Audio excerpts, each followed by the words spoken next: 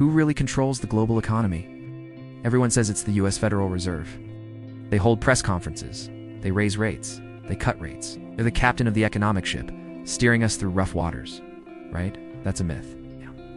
The Fed isn't the captain. Imagine a massive, invisible ocean current. The Fed can stand at the helm and turn the wheel. But that powerful, unseen current is what truly decides where the ship goes. The captain is just along for the ride. So what is that current? It's not a secret society. It's the 2-year US Treasury bond market. For over 30 years, this market has been the ultimate fortune teller, predicting every single move the Fed makes with terrifying accuracy. Here's the secret the insiders know. The Fed cannot and will not cut interest rates until the rate on these short-term government bonds has already dropped. The current has to shift first. The Fed is forced to follow. Think about it like this. Last year, you could get almost 5% interest from a high-yield savings account. At the same time, the 2-year bond rate plunged to just 3.5%. This created a massive, embarrassing problem for the US government.